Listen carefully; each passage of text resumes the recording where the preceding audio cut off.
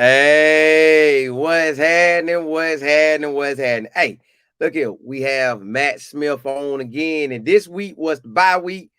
We're gonna talk bye week. We're gonna talk Pat Shurmur. We're gonna talk Rob Livingston. We talking Colorado. We even getting a little bit of what happened at Cincinnati too, and what's to expect at Texas Tech. Plus, Travis Hunter was at college game day and big noon. So there's a lot going on. So let's jump right into it. Let's bring Matt on right now. And y'all already know Matt Smith has been covering the bus for 12 years. 12 years now. So he done seen it all. The good, the bad, and the ugly. So it's game time, y'all. Let's see what he talking about. What's Matt, going on? man? What's going on, Colin? How you doing, man? Good, man. Good, man. It's a blessing to have you on again, man. Appreciate it. Appreciate it. Glad to be here. So, Got to get my phone set up because we got some games going on right now, yeah, man. You know look, how it go. what we got, the Texas Tech versus Iowa State. We Yeah, also got Houston versus K-State. I almost believe more in Houston today than Texas Tech versus Iowa State. man. I was talking to some of my people down there in Houston. They were like, I don't know. It's been a slow start for Willie Fritz in year one down there. It is, but it seemed like he They starting to get it going. I, out of them two games today, I would hope Iowa State lose, but it feel like I got a better chance root for Houston today. I don't know, Okay. it just feel like it. Um, Man, so how was it this bye week right here? How did you feel during the bye week? And how did this bye week feel anything like the bye week that we had heading into K-State? Yeah, it's a good question. It's something that you and I talked about, I think, right around that time. That look, I mean, you kind of saw you came out against Kansas State, maybe a little bit lackadaisical, right? Maybe eye off the ball just enough to slip up enough to lose that game, even though they still should have won. And we can go back and forth on that. They should be sitting here at the bye week 7-1, but it is what it is. It is what it is. I think that they've been working harder. Clearly, they didn't have as much time off. Coach Prime knew that, they had to make sure that everybody kind of stuck around closer to home base for longer this time. And obviously, I think this one, whereas maybe before it was more mental, this one is physical. Right. Shador's banged up, Travis is banged up, Right. Shepard's hurt, right? Go down up and down the list, all these guys that got bumps and bruises. Right. And so this is a perfect time in the season. And you and I talked about this, that if you take care of your business, the schedule sets up to take care of you. And I think that's what's happening right now. Everybody with a really well-deserved week off. And now here we go, coming up next week, back for the home stretch. Oh, Hey, Red Raiders on the board, baby. what's the Let's score? go. What's the score? 7-0, opening drive. They march it down the field in Ames. Hey, y'all, we might catch that. Hey, if they can sustain this all throughout the game. Now, when they play us, we don't need that. We need to shut them down right out the gate. And that's Iowa State and Texas Tech. Where they playing at? Iowa They're in, State. yeah, they're in Ames. Yeah. And I was actually just listening to the broadcast before we hopped on there. Mm-hmm. Their quarterback, I guess it seemed that I don't think he finished the game last week because Right. they took him out of the game. He got an X-ray at the stadium because they played TCU right last week and lost by 1. They Right. took him out of the game, and I guess they went in for an X-ray, and the X-ray showed a fracture, Mm-hmm. but they gave him another X-ray when they got home to Lubbock, and there was no fracture. So he's good, So, apparently. so was they trying to win the game where he was Yeah. at? Like, hey, put some bad bones up there. No, put some bad bones up there. Put Down there some in Fort bad Worth. bones. You claiming sabotage in Fort Worth? If it was bad there, good at home, something. What, he had a miracle? It was either that or a miracle. So, all right, man, you sit there with Pat Shurmur, Coach Yeah. Pat Shurmur, the offensive coordinator, and you asked him a question. You had me, I was so intrigued with him, like, he was basically saying, look, man, we had to sit down and talk all day about this offense and how NFL to college, but he gave a sum up. And when he broke that thing down by the NFL, it made me say, wow. My mind went to thinking about how he runs offense, how the NFL run it, how Shador gonna have to run it when he said Yeah. first and second down. That's his own thing. What he said, Third down, red zone. Yep, third down, and then the red zone. Them two, I was like, dog, Mm-hmm. he locked in like that.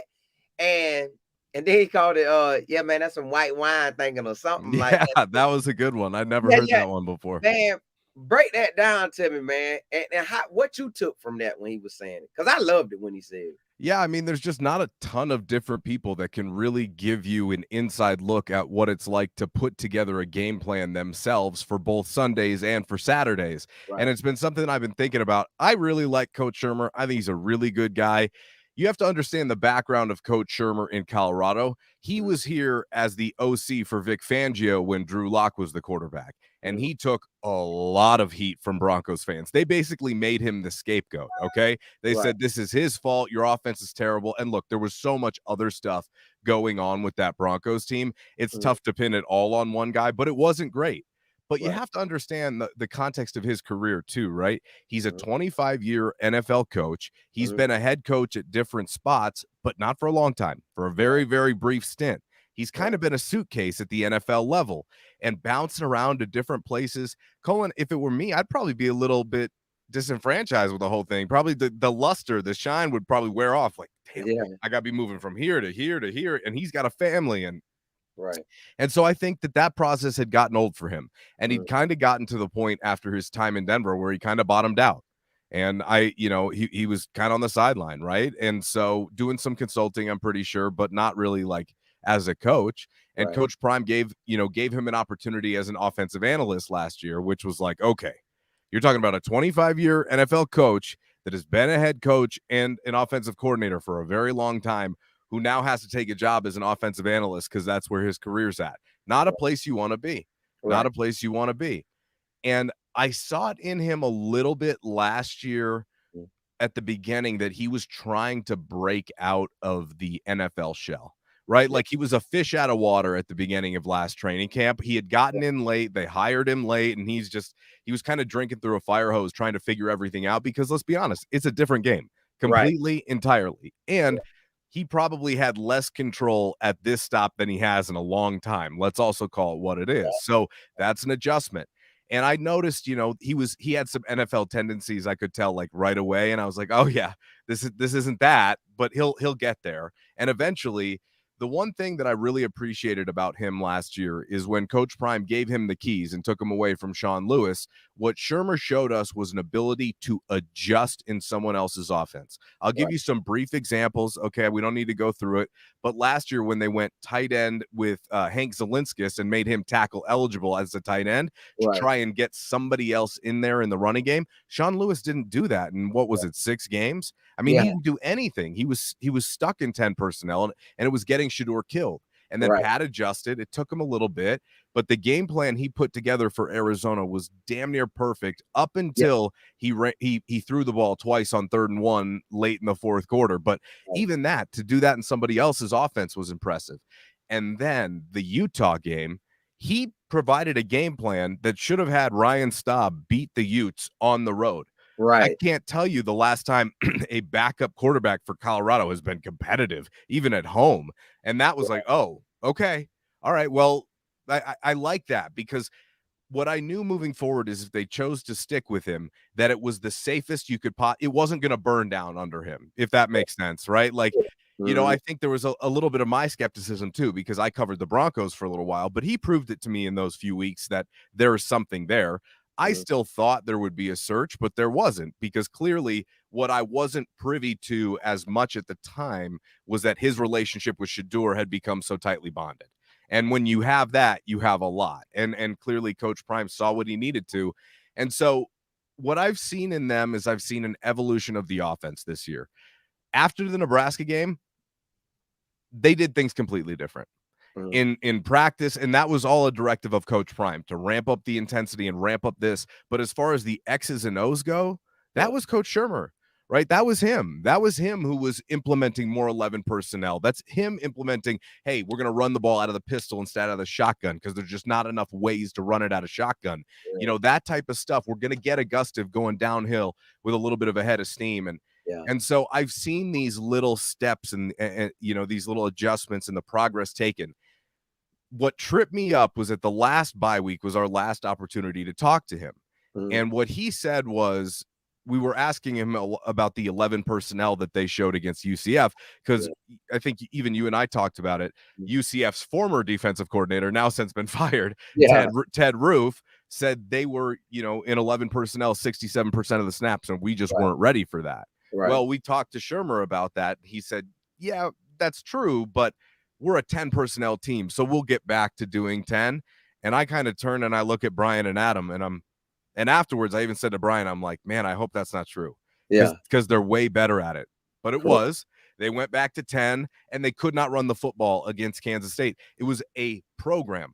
Colorado football has been playing for like 120 years or something like that. It was a program low for rushing yards in a single game ever. Okay. It was like universal karma, however you want to say, God, whatever you believe in, whatever divine power hit you in the face. Okay. Said, I told you, I just showed you in Florida, and you didn't believe me. Right. Okay. And you know what? Like, I have fun with that, and I make a joke about it, but I don't hammer that thinking, because I appreciate wanting to show something different out of a bye week. Right? Like, you want to reinvent yourself a little bit. You want to throw some different stuff in there. And I imagine his thought process and their thought process was, well, Kansas State just saw all of our 11 personnel on tape against UCF, so they're going to be ready for that. So let's go back to doing something different, hopefully that they don't end up preparing for. It bit them. We all know it, and they still should have won the game. Okay, so I don't really hammer the thought process, but I think the lesson has been learned now. They are better when they primarily operate out of 11 personnel. So with all that long context being said, okay, so that's the explanation of where we got to the other day. And I was curious, we're about a year and a half of him being in college in now. What do you see? And now it's his show. I mean, it is his show offensively, although it's like him and then his assistants are Travis and Shurmur, okay? Because they call a lot of the shots too. I think he made that pretty clear the other day, and we've seen that on the sideline and in the well-off media videos. But what I was really curious about is just what are the differences? Because what I know, you don't have as much time. Okay, you don't have as many guys that are on the same page. You probably can't be as complex with the game plan on Saturdays as compared to Sundays. So explain to me what it looks like. And I thought that was fascinating, because I do a lot of coaching. We've talked about this, not necessarily football coaching, but I geek out on all that stuff, right? And so I can understand that just as I would, pick and roll and, those concepts and flare screens and pin downs and all that stuff in basketball. It's the same. You know what I mean? More or less conceptually. So I understood where he was coming from. And, I thought it was fascinating hearing him break that down. And then I kind of hit him over the top with, do you evolve? Because my biggest question was, do you evolve or do you refine as the season goes along?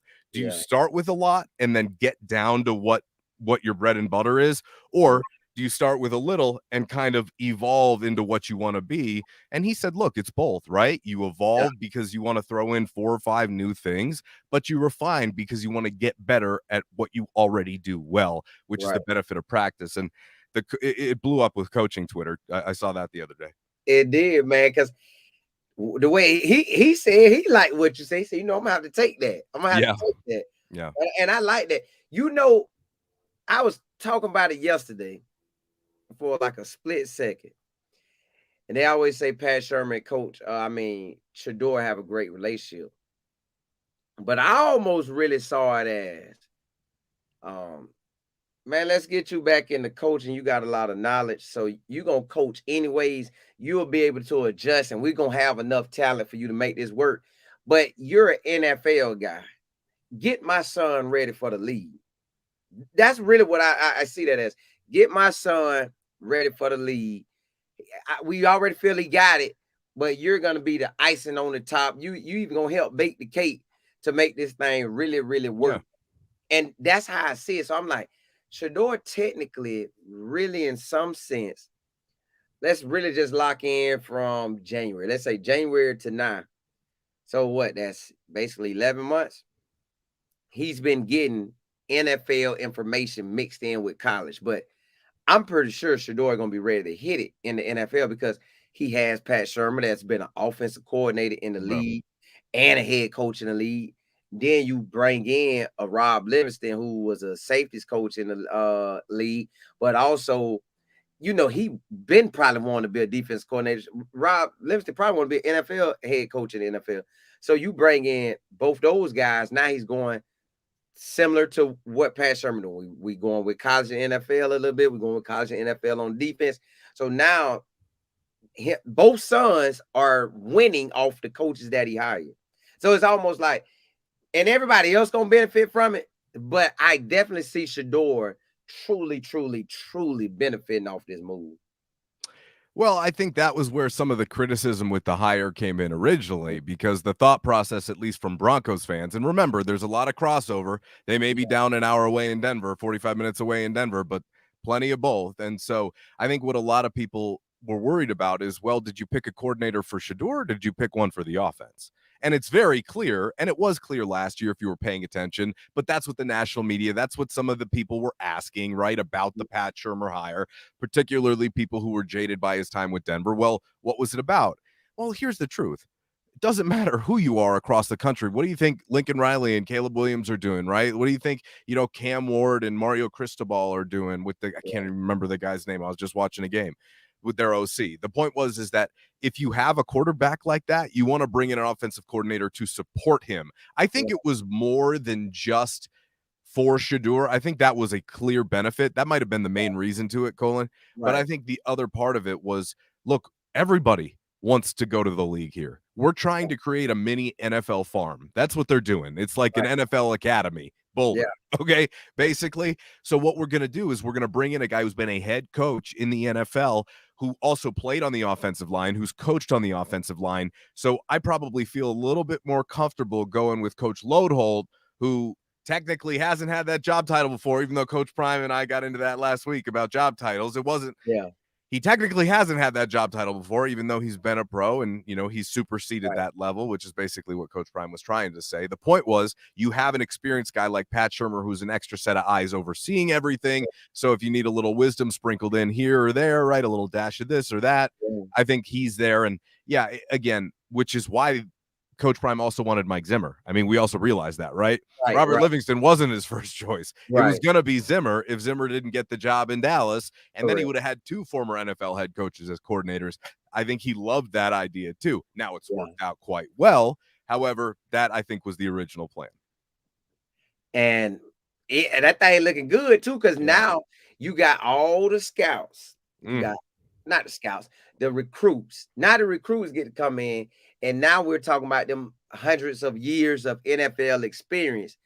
Now with this product that we putting out there, now this thing looking real good. It ain't no more talk to it. It's like this is a product. And if we finish strong and get to 10 wins, no matter what ends up happening today in the next few weeks or whatever, if we get to 10 wins, I believe that opened up the door for, let's say you got basically 4 wide receivers going to leave to the NFL. Oh, God, don't go down that list. I'm going to start getting sad. There's a lot of guys. You got them leaving. Then you got about 4 out the secondary going to leave. Then you got some linebackers leaving. You got some D line, got some O linemen leaving. So I'm believing that they're going to go back and load up on those same numbers that's going out, bring those numbers back in. And I'm believing with 10 wins, it's a lot of guys saying, man, let me see who the quarterback gonna be, and then I'll come on offense. I think that's what everybody gonna look for. And them upper big time transfers, they probably gonna be trying to call a upperclassman transfer quarterback. Like, hey, you coming with us? Because if you go, I'm going. I just need to know we got somebody. And on the defense side, y'all know we go over there, we gonna ball anyway. So that's what I think 10 wins gonna do for us, as well as having those NFL guys at every level. Every level you on, Prime got somebody there that's on the NFL level or been coaching with some elite people. So you're really looking at top-notch knowledge for a high school guy getting ready to go to the league. Yes, I agree. Although it was interesting. So a couple things to bring up there before I forget, and I'll just, the way my brain works, it's like a to-do list. It's like a couple of bullet points. Draylon Miller said when we talked to him last week that he takes extra pride in showing out at Colorado because a lot of high school guys are afraid to commit to Colorado because of all the transfer portal competition, which that was the first time I really even thought about it like that, where you got a lot of, I guess maybe I should have before, but I was like, oh, maybe guys just don't want the smoke that you're going to get with veterans where maybe, but the funniest part about that though, I think in some situations is kids are so misguided sometimes. A lot of guys want to come in and think they should play right away.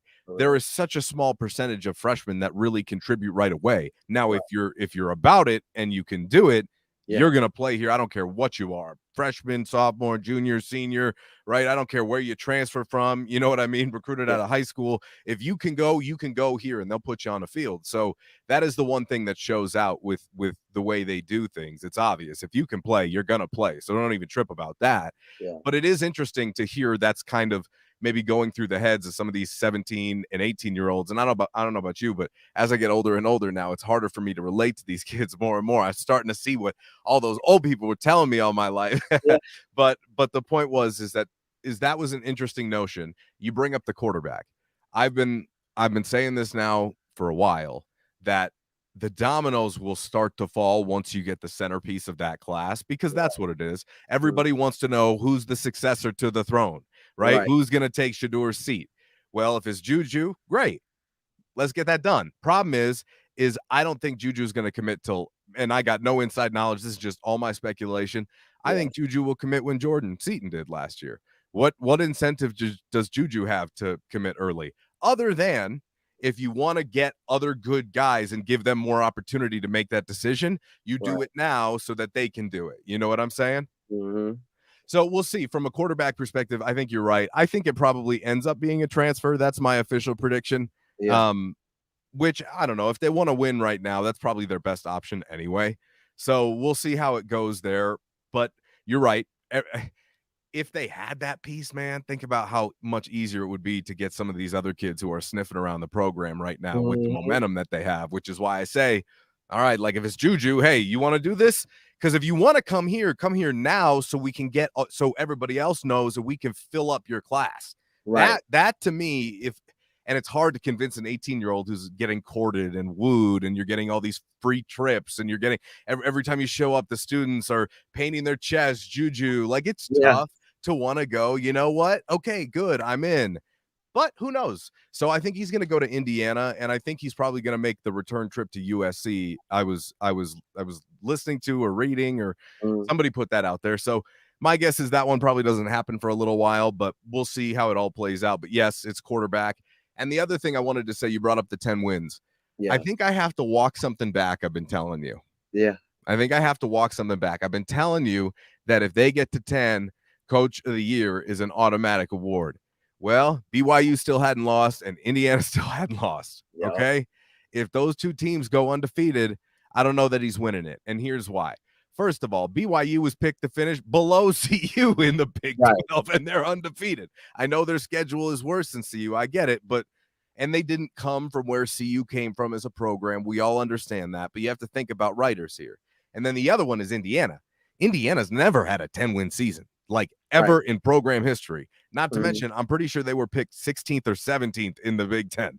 So what's being done here in Boulder is incredibly impressive. And to us, he's our coach of the year, right? If they get to 10, but I said it was automatic. I said it'd be under the Christmas tree.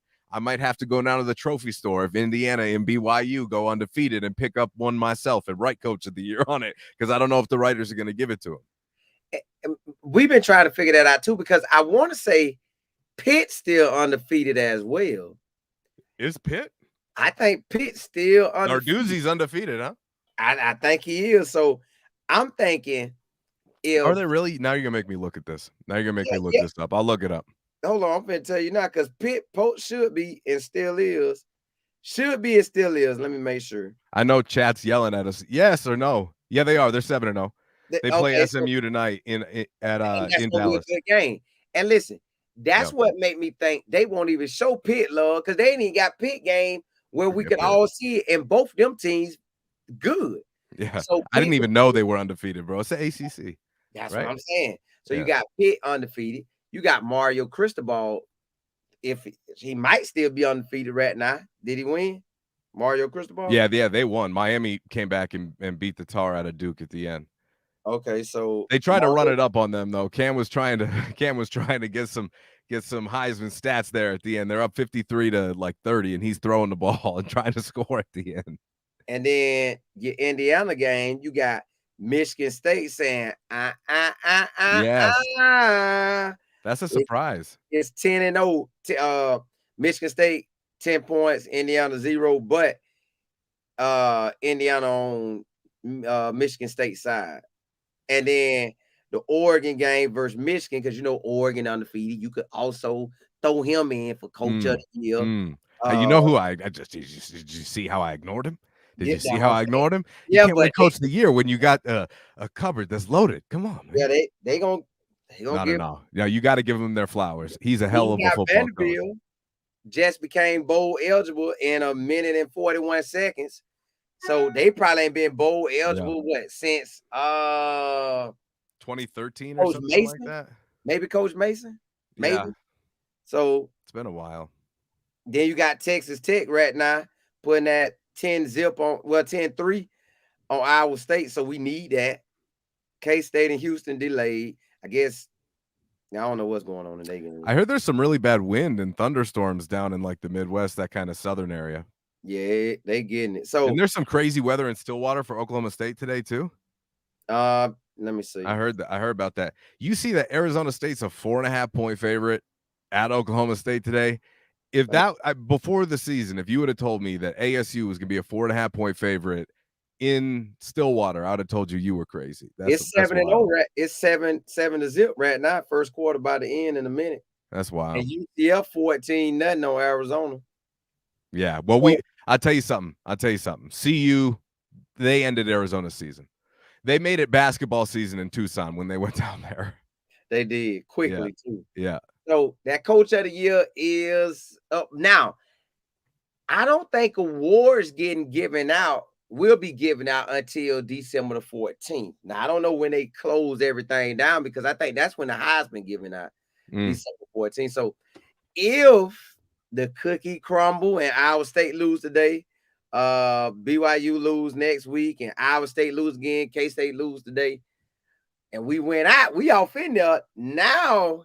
You might be able to do it, because look like some dominoes finna fall, possibly. But man, cross your fingers for that. Yeah, but it's a long November. It's a lot of big boy games on. Yep. I hope Florida can upset Georgia today. I hope they could. I don't know why, but I hope they can. You're a Florida boy. That's why. I hope they can. Yeah. So I would love for Coach Prime to get coach of the year.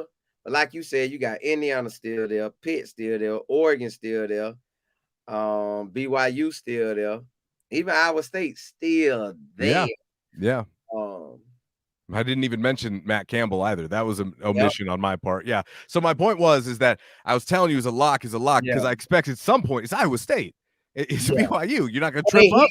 Their history shows that he will lose 2 to 3, 4 games during the regular season. But right now, he said, hold up, history. We got to make some new history. Same with BYU and they coach. But I would still vote for Coach Prime if they get to 10. Just so you know, if I had a vote, I would still vote for Coach Prime. That is not me being biased. That is me acknowledging what an unbelievable turnaround getting to a 10-win season would be from where that program was a few years ago. That, to me, is Coach of the Year material and can put him in the conversation with everybody else. My point was it may not be as much of a lock as I was saying it was before. Do you feel that now we got everything that we need to show the recruits and show everybody, or it's still kind of, we got everything, but it's still kind of player base wise, like, hey, who you got coming? All right, I come. Now, what some I forgot who asked. Let me see. What's going on, chat? Yeah, they asked, do you think Ponder or D Wade can be the main person at quarterback, or even Ryan? Yeah, I mean, I think the conversation there is more about the bowl game. What would happen if Colorado somehow loses a couple down the stretch? Would Shurmur play in the bowl? I know he played in the Celebration Bowl, but that's definitely been a topic of conversation behind the scenes. We don't really want to bring that up right now because that's not what they should be focused on. But we're curious, Yeah. because right now I think the most likely path is probably Alamo Bowl. And do you want to subject yourself to that? Which would obviously we would all hate that because I mean we want to go bowling. Don't get me wrong. Don't get me wrong. But it's like, hey, if you happen to drop another one, we can end up in Vegas or LA. Like, would it be the end of that? I mean, would it be the end of the world? Yeah, so yeah. I don't really want to spend Christmas in San Antonio. It's nothing against San Antonio. It's nothing against it. We just done that already. So we're kind of looking for something else. But I don't care. I'll take whatever we can get. The point is that I'm curious to know if Travis and Shurmur would play in that because you brought up all those seniors. Hey man, if they don't, and they set the precedent that we're gonna sit out, which I think from a business perspective makes the most sense. It just does.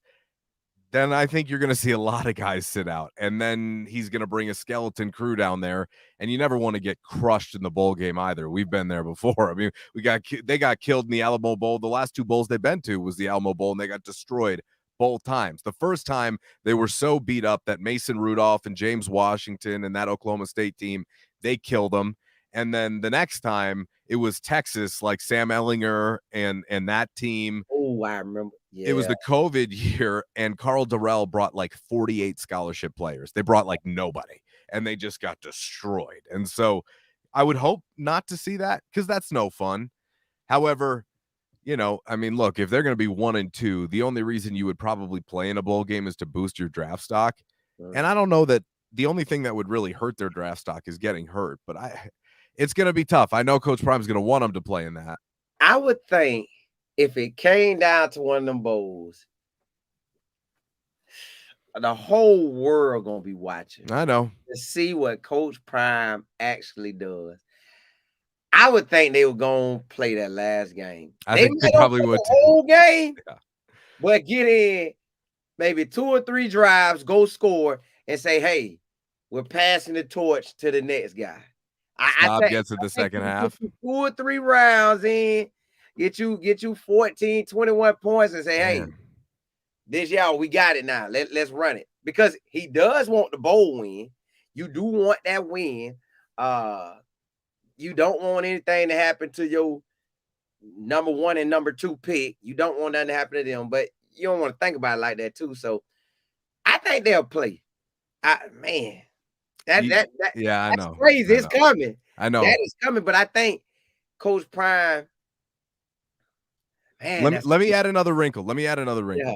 So if they do play, then they practice for that entire month leading up to it, because that's most coaches want to get in a bowl because you get a free extra month of practice that you wouldn't get if you weren't playing in the postseason, which is so important setting up the next year. Especially the thing is that they're probably going to make so many changes. You probably don't have a lot of younger guys that you're like, yeah, let's put you here because you're probably going to play a lot next year. As you brought up, they're going to have a bunch of guys returning, but I don't know. It's not like there's some guys who aren't playing right now. I would say that most of the guys who are going to play next year are probably still already playing. You're not going to see a lot of these.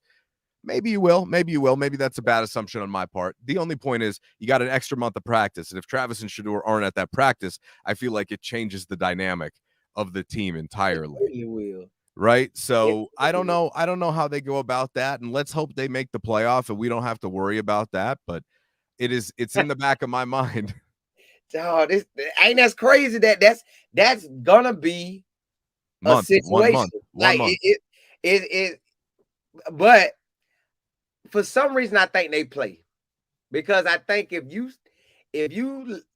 Heisman, if your first round and second round pick don't play, that means anytime y'all don't make it to the playoffs, everybody know to tap out, and that you don't want that. So no, they wouldn't tap out if it was in the playoff, but just tap out if they don't go. Like if they don't go to the playoffs, that means everybody like, nah, man, this is my last year, man. I'm getting ready for the league. Isn't that kind of how it already is, though? It is, but I think for Coach Prime, they got to at least go win this first one. Because you got to think, the only ones who really sold up, locked up to be 100% draft pick is Shurmur and Travis. Everybody else, they're going to have to keep playing. I would say LeJounte would be the next one. Well, he's getting drafted. Right, that because you just never know how that thing gonna go. The NFL be playing so many ways. So is Um, Jimmy right, like, and and Shepard. they need these last games, like, to show that, hey, I am him. I am consistent. I played throughout the year, yeah, with some ups and downs, but these last 4 games or 5 or 6 or how many more do we have? I've been real solid. Like, I think a wide receiver today at Ole Miss had 8 catches, 254 yards. Like, Yeah, I want, Watkins. That kid had a big first half. Yeah. yeah, man, I want like Jimmy to have one of them games, or Will Shepherd, or LeJounte, which Travis gonna do what he do anyways. But if one of them three could do it, man, that'd be good. Now, what you think about the run game, man? We was close to having 100-yard Yeah. rusher. One person, not an overall collective. One person almost ran for 100 yards. And I think that'd have been the Coach Prime's first 100-yard rusher in his time at Colorado. What you thought about that? I mean, I've loved to see how they've given Isaiah Gustav that lead role and kind of let him go. However, they didn't give it to him in the first half. It was like 8 carries to 6 carries with him and Hayden. Now, I want to give Dallin credit because I've been saying that he needs to give Isaiah the keys. It's Isaiah's job. I thought Dallin had his best game as a buff against Cincinnati. He was good in the pass game. He didn't show a lot, but I thought he had his best game, which is a good 1-2 punch. But Isaiah's the guy. I think we all get that, right? Isaiah's the guy. And eventually he's going to hit one. Eventually he'll break one. That's how it works. As long as you keep running the right way. They got back to running out of 11 personnel. And if he didn't trip up over Shurmur at the end, I think that he eventually would have gotten the 100 yards because he was at 95. Then he kind of got tripped up in the backfield, went back to 91. Yeah. I got to do something cool for this game. I got to go up to where my roots were and go up into the broadcast booth and do play-by-play with a bunch of the student journalists because I wanted to do a hands-on learning experience. I'd like to give back to the kids. And, you know, when I was coming up, I didn't have anybody like that. That was like, here, Matt, let me show you the way. So there's a great student journalism program at CU. And I like to, as much as I can, you know, without being, you know, being a teacher, do what I can. So once a year, I like to do that. And I got to do that for the Cincinnati game, which is a blast for me because play-by-plays, that's my thing, man. I love doing that. And anyway, so the point is that we were up there and we were talking about it. It's like, this could be the first. And then he got tripped. We kind of, lamented it. But either way, I mean, I told you this before. You get to 120 rushing yards as an offense, you're not losing again this year. Right. Because if you're doing that, we already know Shadur's killing you. I mean, we already know that as long as he's healthy. So if they get to 120 rush yards, they're Gucci. What do you think about this amazing performance that Rob Livingston had put up back-to-back games, which we know he was doing it earlier, but now this last stretch, how you feel about everything? He's such a cool guy, man. He's such a good dude. I really like him. We just got to speak to him the other day. He's just a good person. He just, the younger part, I can only imagine how intimidating it can be at times to be his age and then get that responsibility, right? Like you see like Sean McVay, who was made a coach in the NFL that young. You're like, oh my God, like that. Yeah. There's a lot of weight on your shoulders for being 31, 32 years old, Sean. For Robert Livingston, I mean, look, it would be one thing if he had been, a coordinator at the NFL level, but he hadn't. He had been a safeties coach. And prior to that, he was at like William and Mary and Fordham. I mean, this is not a guy from like, Ohio State background. It's not like this crazy football pedigree. He's got it himself. And look at what he's done. And, just the person he is. And I even heard Sapp on a podcast the other day. Was it the Toure show, something like that? He did a pod during the bye week and he was saying, man, I'll follow Rob wherever. And when you get a guy like Sapp saying that, you know how special of a person you are. But as far as the job on the field, what was really impressive to me was they struggled against Kansas State stopping the run. They couldn't adjust to it, right? Shiloh kept getting killed. They had the bad game, and that led to that, and yada, yada. As the last line of defense, it is what it is. We know what happened. Well, that was starting to happen to them early in the Cincinnati game, too. The first couple of drives, I was like, it's 14-14. Are we in for a bit of a shootout here? It felt like Colorado was going to score with ease, but it felt like Cincinnati's offense was really starting to motor on the ground. Right. And you go, God, the Kiner kid was killing them. He was bouncing off guys. You go, well, this is exactly what happened against Kansas State, but they stopped it. It was the 4th and 1 stop that was so huge when they tried to sneak it up the middle, turnover on downs. Was it the next play you hit Travis Hunter for a touchdown?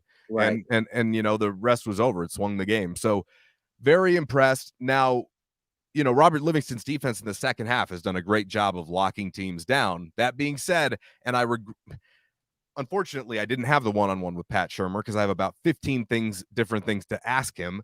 But there's an issue their offense is having the last few second halves. They're getting up by a few and losing interest. And I don't know if you heard, but this is funny. I don't know if you heard Shurmur on his podcast the other day. I think he was talking to Justin Mayers, and they were like, what goes through your mind when you're up by like multiple scores and the touchdown? Will you have a joking conversation with a friend? And Justin's like, if we got a couple of touchdown lead, yeah. And Shador's like, that's the problem. That's the problem. That's why we never put up 50 right there. I think he's right. It was a joke, but I think he's right. Like, there's not that entire team buy-in yet to really suffocate an opponent, which is why you haven't seen a massive blowout. Because Right. I watched the Ohio State game earlier today, play Penn State. But if you put Shedeur Sanders and swapped him for Will Howard, Ohio State would be averaging like 45 points a game. So Right. anyway, I don't even remember what you asked me, but that was where my tangent ended. Hey, it be like that. It be like that. I just know now we have Rob Livingston and everybody. Oh, that was it. That was it. Yeah, my bad. Yeah, we got them off in there now. So yesterday I did a show and everybody was like, man, why are you talking about that? Why are you bringing up? Because he's good. What'd you say? Oh, because you don't want the secret to get out? Is that why? No, I said that that the NFL teams gonna be looking at him. Oh, of course. And I say somebody gonna say, okay, Prime took a chance on and gave him the DC title. That's all he was needing, the DC title. Yep. He got that DC title on him. Now, I said it's possible somebody looking at it saying, man, especially the teams that saw it right now. Hey, what if we bring in Rob Livingston? Yeah. He knows what he's doing. They're gonna call everybody. Everybody gonna say, yeah. He's good. And bam, I say it's possible an NFL team could get it. They didn't like that, but I was like, they always ask me the questions about it. Now that we talked about it, nobody. Good point. So, what you think about it? No, that's a good point. And I like that you said NFL team because I think it would be NFL and not college. Correct. Because I don't think he's ready for a college head coaching spot yet because he doesn't. I don't think he really understands what it means to recruit yet. I even asked him specifically about recruiting. He's like, yeah, we kind of have guys that do that. Yeah. I think it was interesting. I'm sure he's recruiting some. I think Shurmur might even be recruiting a little bit more than him, which surprised me because I figured he'd be pretty good at that being younger.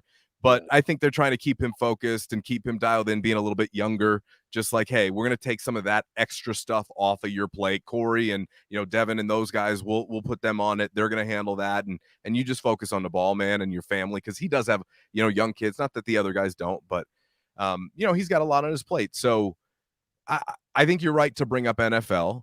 He's a rising star. Like there's some guys you can just tell get it. I would love to be a fly on the wall in the meeting room to see what he's really like as a coach, right? Because you can tell some about how they interact with you and what kind of, are they intelligent, right? Do they know how to communicate articulately? But you don't really know how someone coaches until you see them in practice coaching it. And then you can evaluate. I would love to do that. You ever see the show Bar Rescue with John Tapper?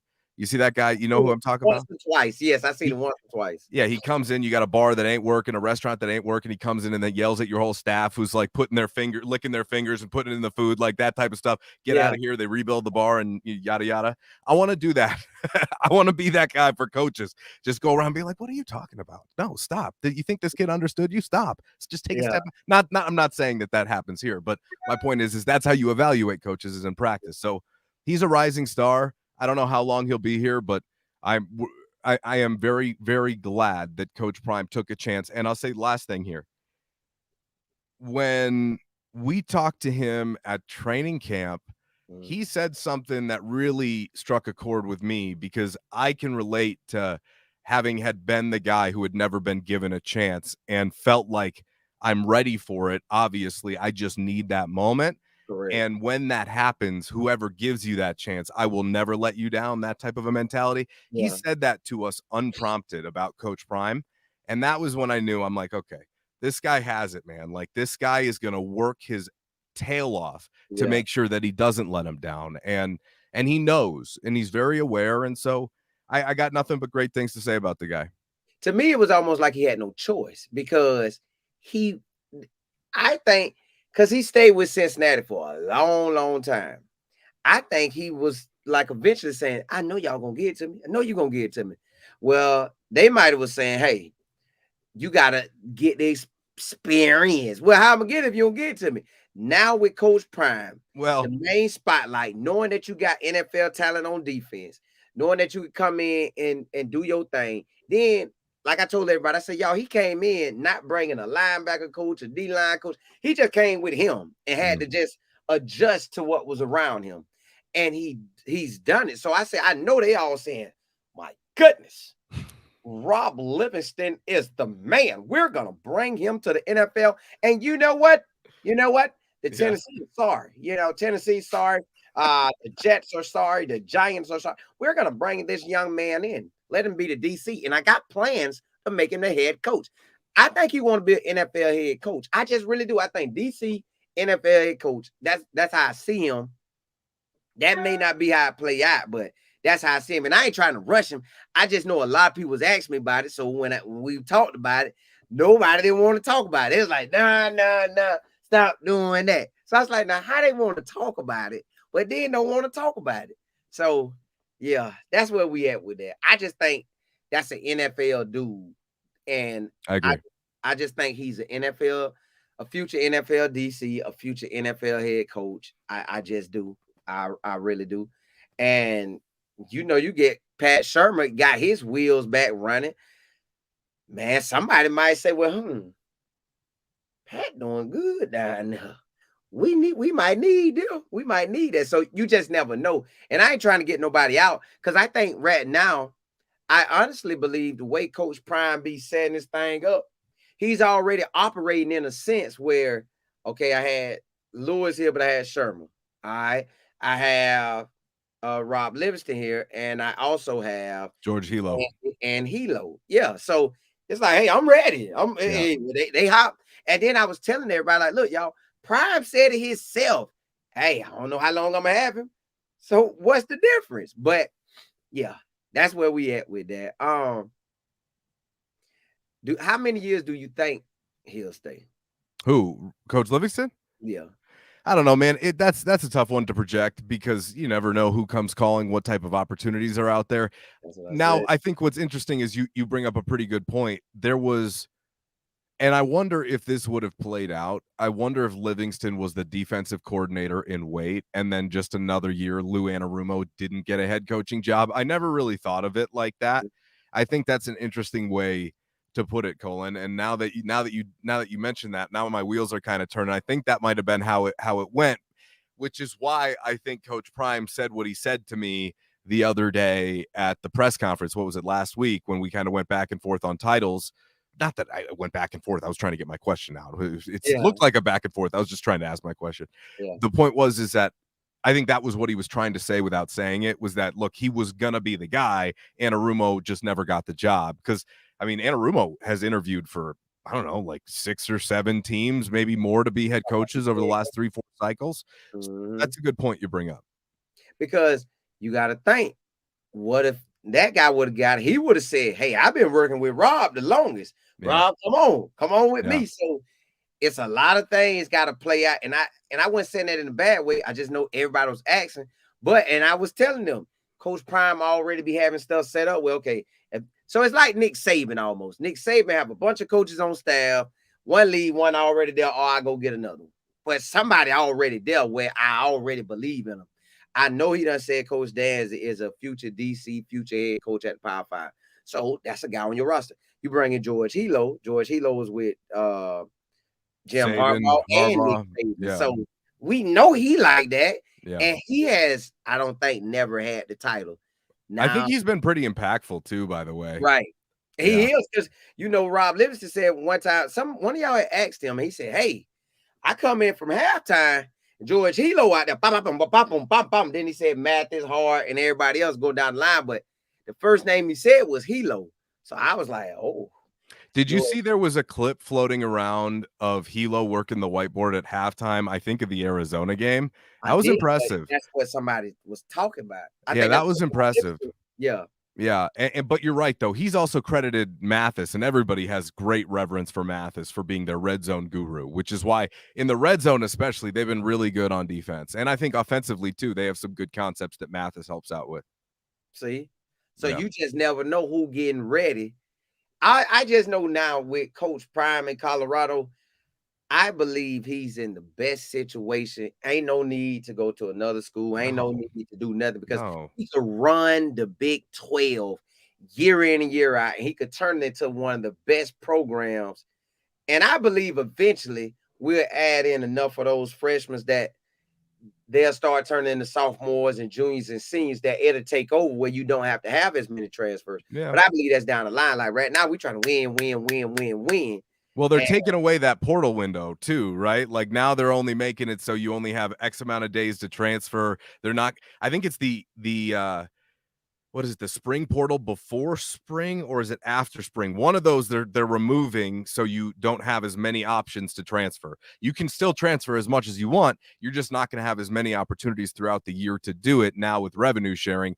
It's all about the schools bringing the power back under their umbrella. That's what they're doing here. So they yeah, try I think you're right. Is that like the Wild West? It'll start to die down just a little bit.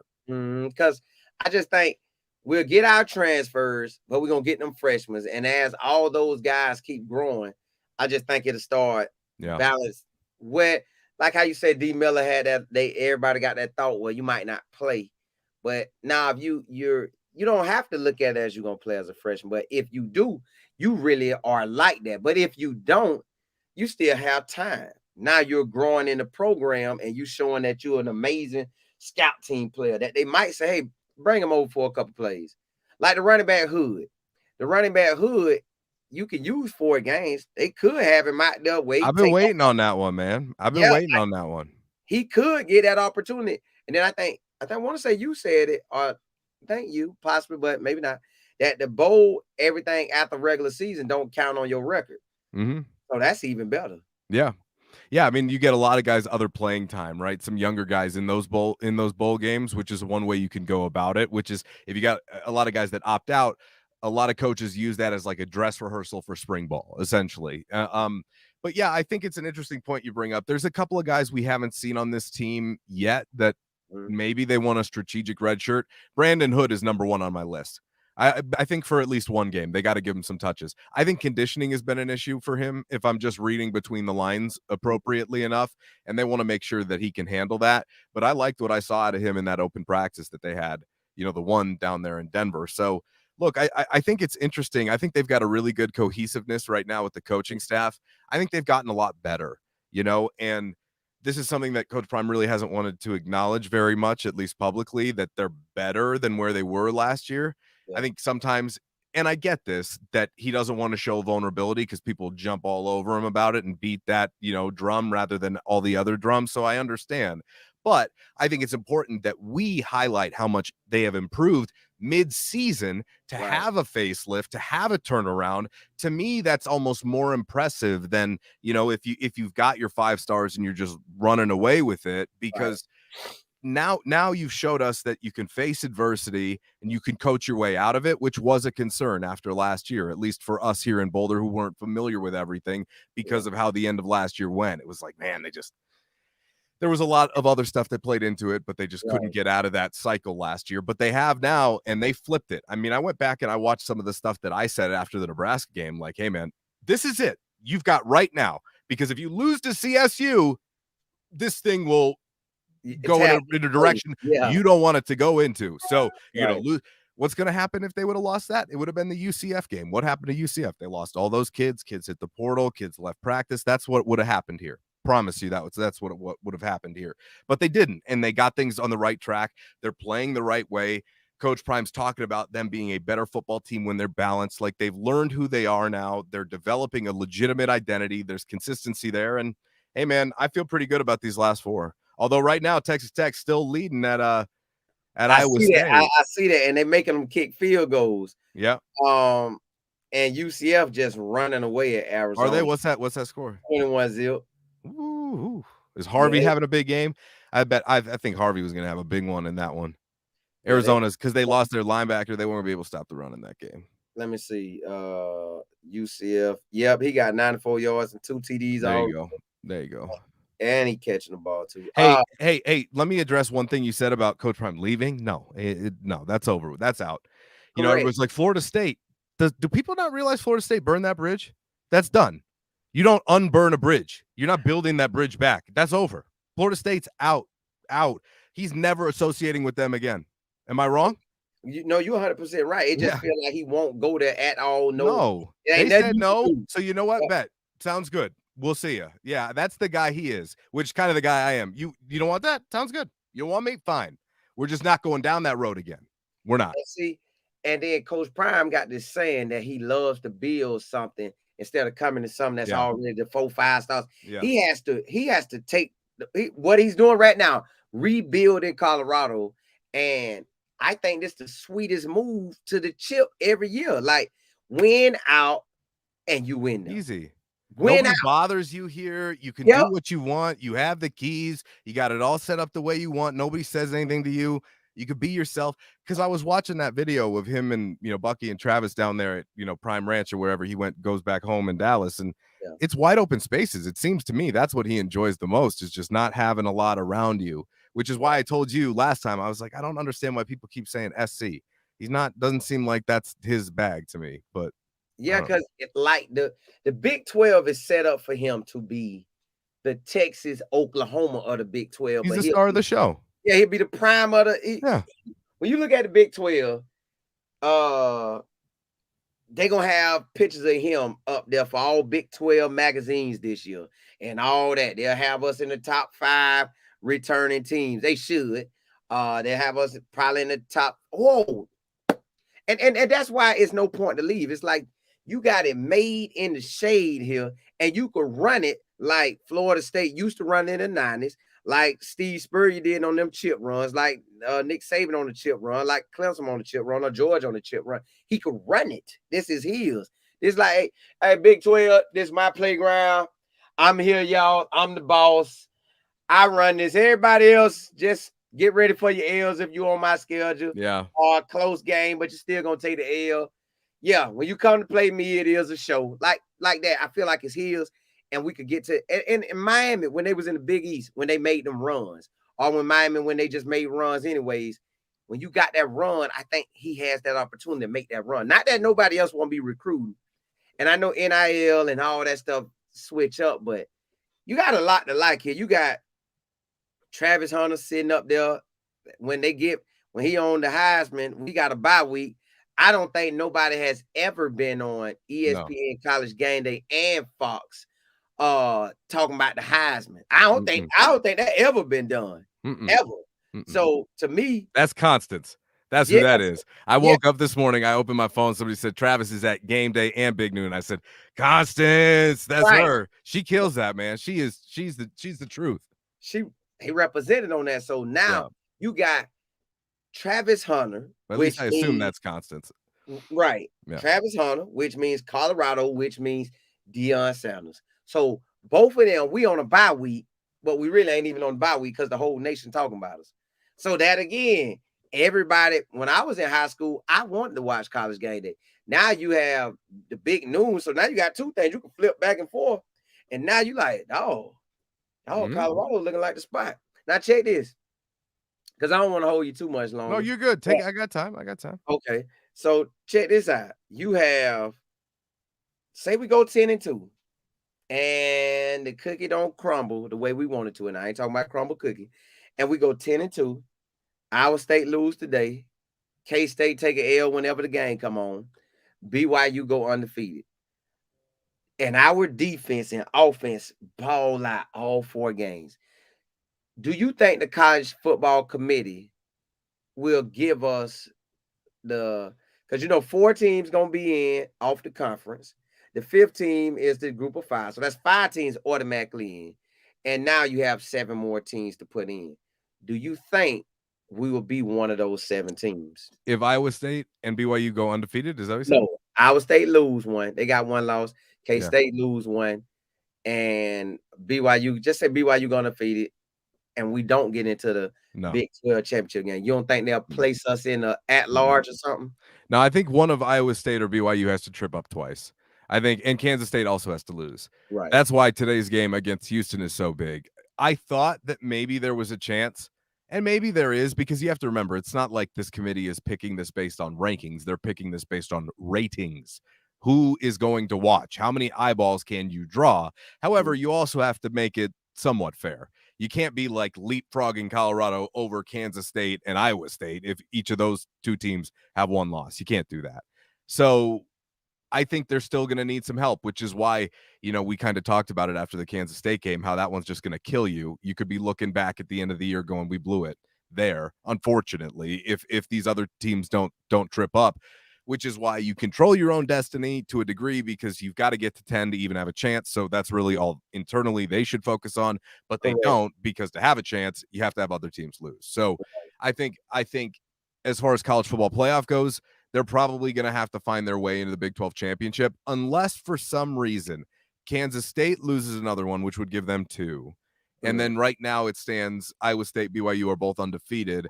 You would have to hope Iowa State probably loses today and catch another L. And then maybe they lose to Kansas State. If Kansas State loses today, like there's ways that it can go. Yeah. You need about 3 losses from those 3 teams intermixed. Guarantee you one from K-State. Yes, for sure. Yeah. So I thought there was a chance as an at-large, but I was looking today at I think it was halftime of the Miami and the Duke game, and they put up their like college football playoff projections based on AP poll. They had first of all, they didn't have a Big 12 team, and then at 11, it was like Clemson / Iowa State. And I was like, there are no other Big 12 teams here. There's no other ones here, so they're gonna have to figure something else out. Beyond just getting an automatic qualifier, the Big 12 could have a hard time getting 2 teams in this year. Nisa Jones said, I love the genuine conversation and good content. Appreciate that. Thanks, Definitely Nisa. appreciate that. But see, my thing is, what if, like I said, we dominate, we don't make it into the Big 12 championship, but we dominate the last 4 games. And the committee, how they put Florida State, they say, hey, Florida State doesn't have a quarterback. They're not getting in. Yeah. We don't care what they're gonna do. What are they gonna do? So what if they do that with Colorado? Like, I mean, maybe, man. It could maybe happen. You just still have to have some help. I just don't think that if BYU has 1 loss and they're picked to finish 16th, that they would put Colorado in over them. Yeah. I just don't think that would happen. Although it might. So, what if they lose to K-State? I mean, no. What if they lose to Texas Tech? BYU today. What if they lose to Texas, Iowa State? Lose to Texas Tech today. Yeah, they play Kansas and State. We dominate them. And K-State take another loss, but we dominate Texas Tech, but Texas Tech beat them. What if they say, but I don't know. That's why I say it's just talk. I know. It's just talk. Well, here's what I'm saying is that the only chance CU has is if they get to 10. That's the only chance. As things have shaped up now, we didn't know what it would look like. We thought, well, maybe a 9-3, you might have. No, it's going to be 10. You have to have a minimum 10. And even at 10, you're going to have some help. So I was a little bit more optimistic a few weeks ago, but what happened? Oklahoma State choked at BYU. If Oklahoma State beat BYU and didn't let them run down the field there in the last minute, we have a different conversation. UCF. They choked at Iowa State. If they would have held on to beat Iowa State at Iowa State, what we got going on? K-State and the Houston game is on, but K-State looked like they about to score. It's 3rd and 4 on Yeah, so and Arizona State and Oklahoma State 14-13. And Iowa State looking like they trying to make it. Oh no, they done gave the ball to Texas Tech.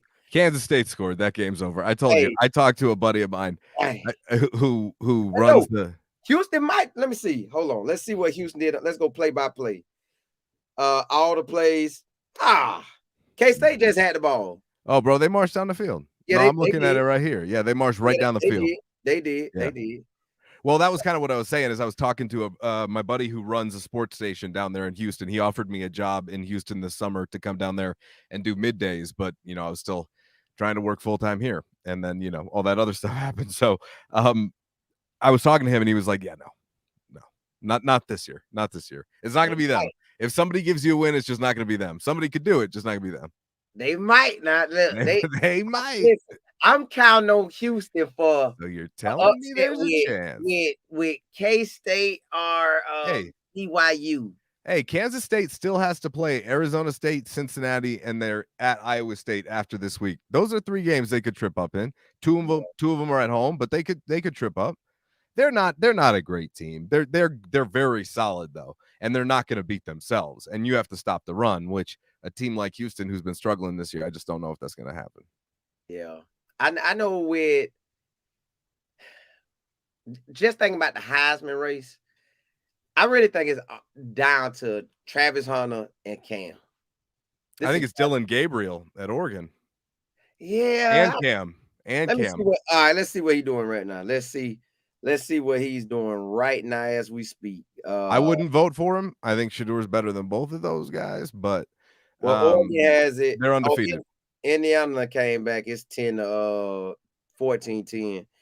Indiana, Oregon and Michigan right now is 14-7 and look like Oregon driving. So Oregon look like they're gonna win that. They're getting better and better and better and better, Oregon. I was listening to an interview with Joel Klatt the other day where he said he went and played golf with Dan Lanning this summer, who said that Gabriel was going to be like Bo Nix in that he's going to need a little bit of time, like a month or 2 into the season, but then you're going to start to see things take off. Look at what they're doing. They're getting better and better and better. Or Lanning might do it. As much as I'm not a fan of him as a person, I'm a fan of him as a coach. He can coach his tail off now, but they might do it. I think they might be the best team in the country. What did Ohio State win? Barely, but they did. Yeah, so I'm thinking it come down to good, though. Either Texas had a bad night versus Georgia, a bad game or whatever, or it's Georgia and Oregon right now. It's that. We'll see. Yeah. Well, man, I appreciate you coming on. You going to Lubbock next week? I am. Yeah. You got recommendations of things I should do down there in Lubbock? I was looking at their tourist attractions, and I was like, let me just look, because I think I'm getting in on Thursday. It's not easy to get down there, even though, you could drive down, but I don't want to drive. Yeah. So I'm like, yeah, whatever. I'll get in Thursday night. So I have all Friday. So I was looking for things to do. One of the highest rated things to do in Lubbock is go visit Prairie Dog Town. You know what prairie dogs are? Yeah. Those little rodents that carry the bubonic plague. I seen them in Colorado. Yeah. My first one seeing was in Colorado. I was like, yo, what is that coming out the ground? Yeah. And they chip, and they're like blind, so they can't see. So they're constantly always in the road. And they legitimately carry the plague. I thought that was left in like the Renaissance. Anyway, it's one of the highest rated things to do in Lubbock. And I was like, oh my God. Well, that's that's where I'm going. So it's between Prairie Dog Town. I think there's like a lemur rescue where you can go like hang out with monkeys that have been rescued. Yeah. I don't know. If anybody got recommendations for what I need to do in Lubbock, hit me up on Twitter at Real Matt Smith, Matt with 1 T, please. I need some help. Otherwise it'd be a long day in the hotel. What's your thoughts on the Texas Tech game? Well, when it looked like their quarterback was hurt, it looked like it was one way. But now that I know he's slinging a ball, I think it's Lubbock. What I've heard from a lot of people saying slinging it. Well, he's made some nice throws today. I'm watching the game. I got it here. Oh, okay. I see him. He's 12 or 16, 1 TD. And hey, bro. Hey, they just clamped Tedero McMillan, 5 catches, 38 yards. They put his ass in jail. And then the next week was Xavier Henderson, same thing. Xavier Henderson had 1 catch for 11 yards. Now, BYU beat them, but I don't know if their quarterback was in, but BYU beat them like 59 to 35. Yeah. And then look, they're like a Cincinnati game was close. They won, but it was close. So they remind me a lot of Cincinnati in a lot of ways. They're the highest scoring offense in the Big 12, though. Who is? Texas Tech. Yeah. Oh. Yeah. And they got the kid Taj Brooks, their running back. He can play. I know he told it. Yeah, he can play a little bit now. But they've seen this. I feel like they just played a team similar to this, except I think their quarterback's a little bit better. And going on the road, this is a tough one. I'll tell you this, when the schedule came out at the beginning of the year, I said loss. Yeah. I said loss. Yeah. I'm just telling you where I was at That's when how I you felt first like. looked at the schedule. Yeah, before I really saw things into fall camp. I'm talking about like back in the spring. That's Mhm. just a tough place to win in Lubbock. I've heard a lot of people say it gets weird down there and it's loud because you got to remember, like I told you, it's Prairie Dog Town or the Texas Tech game. There isn't a lot to do, so they're going to show up and be fired up because there's actually something exciting going on down in Lubbock, Right. Texas. And they gonna want that win bad. Oh, Yeah, they gonna want it bad. I hope we can show up early and run the ball, run it, score, and be yeah. going up at halftime and finish the delivering blow either during the first half or finish them up in third. But The I last month, definitely, man, the last month of when it's yeah, gonna be like this. He gonna be. I think I'll tell you. At first, I wasn't sure that I thought he was gonna stay, but who now I think only because I just didn't know if he'd want to continue coaching. But who now it seems to me like that is what he wants to do. I mean, otherwise, who he's gonna have a lot of time on his hands. who Coach I'm Prime. trying. Yeah. At Yeah. first, I wasn't sure what he was gonna do, but now I know he's staying. What So let's rock. what Moving I forward. really what I found out about the coach. Well, he been saying he was gonna stay and Yeah, ride. he said that the whole Yeah. time. I just, people say things Yeah, they do. And then I heard Bucky say that it's gonna be some decisions made because for they're him. well off gonna expand and you got Pops gonna stay at Colorado, they going brothers going to league, Trap going to league. So it's gonna be a lot to see, but you don't know how much the NFL gonna open up for I Bucky think he being wants out. to follow Shador. I think that's what he wants to do, Wanna and do- I think they're just going to wait to see. That'd be my guess, and I think they're going to wait to see if the NFL will let them, and then he'll set somebody up to run it here. I think that would Right, be my guess. right. And it got people in place. It's a bunch of Oh yeah, yeah. So my thing is now we know everything's finna roll high roll. Um, the sky's the limit because you could come to Colorado and have everybody. yeah. Yeah, you got all the information you need. You got them setting up podcasts. It's podcasts. You got the filming going on. You could come here and get you a one-on-one in marketing without even trying to. But thank you for coming on. Of course, buddy. We're gonna ride out again. Yeah. Um, I hope we whoop up on Texas Tech and go undefeated. I hope the Texas Tech can do Iowa State today and Iowa State catch another loss. I like to look at it, which I already know, but let me just get my last look with you with it. Well, not Okay. look, I'll probably look again when I talk to you again. But say they take the L this week. They got Kansas at Kansas playing good. At Arrowhead Stadium, by the way. Yeah, that could be another L. Cincinnati come to them. Utah, they go to Utah, and then they got K-State. So we'll see what happens. Appreciate you coming on, Of course, man. buddy. We'll do it again. Yo, catch y'all next time. We out. Good old Saturday coming to end with that Colorado.